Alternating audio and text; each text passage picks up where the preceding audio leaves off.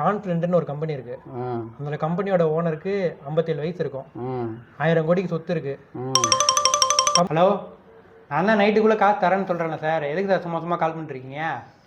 நீ காசு கொடுக்கட்டும், எனக்கு காசு கொடுக்கறதுக்கு எனக்கே வாய்ஸ் மேல் போடுவியா? உங்களுக்கு வாய்ஸ் மெயில் போட்டேனா?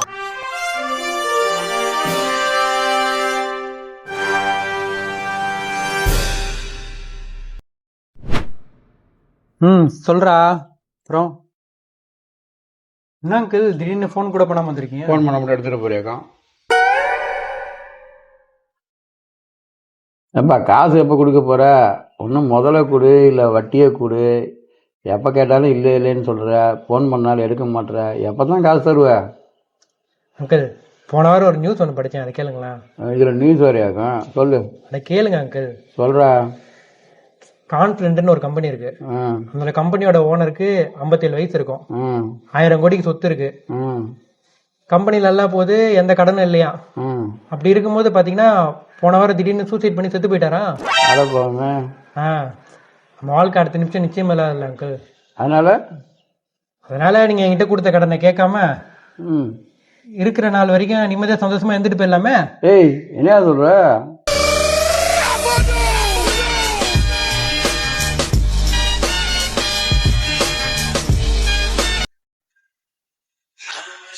விடமாட்டான் போலியே.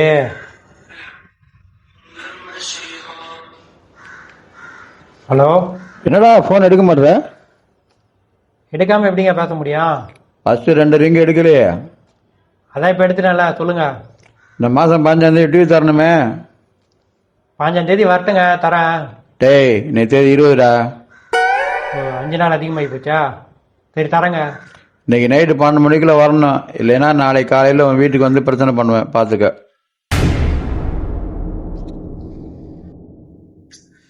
ஐயோ, இந்த ஆள் வேற நாளைக்கு வீட்டில் வந்து கத்துனானா அசிங்கமா போயிடுமே.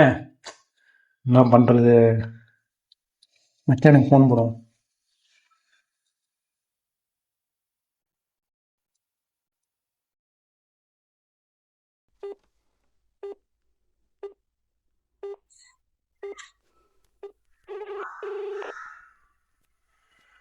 ஃபோன் எடுறா.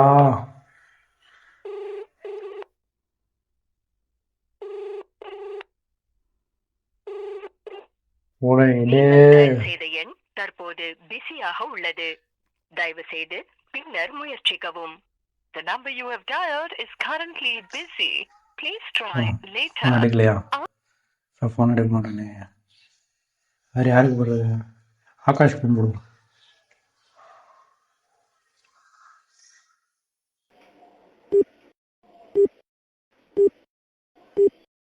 The number you are trying to call is currently not reachable. Please try again later.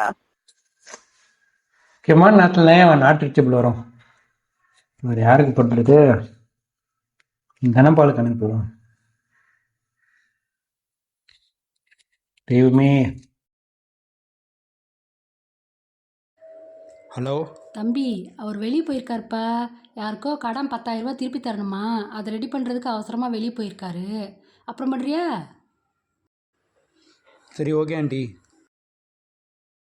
இந்த ஆளே நெருக்கடில் இருக்கா அப்படியா? இப்போ யார்கிட்ட கேட்குறது?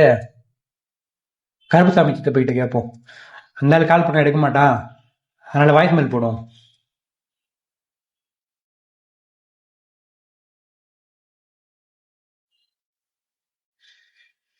சித்தப்பு, நான் ஒரு நாய்கிட்ட 50,000 ரூபா கடன் வாங்கிட்டேன். இந்த மாதம் டியூ கட்டணும். ஒரு 1000 ரூபா கொடுத்தீங்கன்னா அந்த எச்சிக்கலை போய் மூஞ்சில் வீசி எரிஞ்சிருவேன். எப்படியும் அதை வாங்கினீங்கன்னா அவன் பேதியில் தான் போக போகிறான். வழங்க அதை மூஞ்சி பையன் கொள்ளையில் போவேன். சரி சித்தப்பு, நீ ஒரு 1000 ரூபா இருந்து அனுப்பிவிடு. நான் ஒரு 2 நாள் அரேஞ்ச் பண்ணி திருப்பி அனுப்பி விட்றேன்ப்பா. A few minutes later. என்ன இந்த ஆள் திரும்ப கால் பண்ணுறா? ஹலோ, நான் தான் நைட்டுக்குள்ளே காசு தரேன்னு சொல்கிறேன்ல சார். எதுக்கு சார் சும்மா சும்மா கால் பண்ணிருக்கீங்க? நீ காசு கொடுக்கட்டும், எனக்கு காசு கொடுக்கறதுக்கு எனக்கே வாய்ஸ் மேல் போடுவியா? உங்களுக்கு வாய்ஸ் மெயில் போட்டேனா? பாடுறா, யாருக்கு போட்டிருக்கேன் நான்?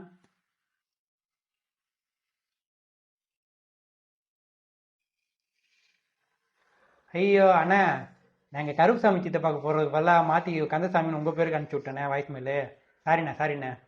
ஏண்டா ஏன்ட்டே 50,000 ரூபாய் கடன் வாங்கிட்டு அதை கொடுக்கறதுக்கு என்ன எவ்வளோ கேவலமா பேசியிருக்கேன். நாய் கொலையில் போகிறவன் பேதியில் போகிறவன் அப்படி இப்படின்ட்டு. ஏன்னா டேய் அண்ணா அப்படிலாம் இல்லைண்ணா ஏதோ இதில் பேசிட்டேண்ணே. ஏண்டா இந்த 50,000 ரூபாய் காசை என்கிட்ட கேட்கும்போது நீ என்ன நடிப்பு நடிச்ச, என்ன கெஞ்சி கேட்டு மறந்து போச்சா? அண்ணா உலகம் பூரா காசு வாங்கும்போது எல்லாம் நல்லா தான் பேசுவாங்க, திருப்பி கட்டும் போது திட்டிகிட்டே தான் கட்டுவாங்க. இது உலக வழக்கம் தானே. உலக வழக்கமா? நீ நைட்டுக்குள்ள காசு கொடுக்க மட்டும் இருடி, உனக்கு காலையில வந்து என்ன பண்ணுறது? கொடுத்துருவேண்ணே. அண்ணா எல்லாம் ஒன்றும் இல்லை, கரெக்டாக கொடுத்துட்றேண்ணே. சரிண்ணா வச்சிடறேண்ணே. பாடி எப்படிலாம் சமாளிக்க வேண்டியதாக இருக்குது.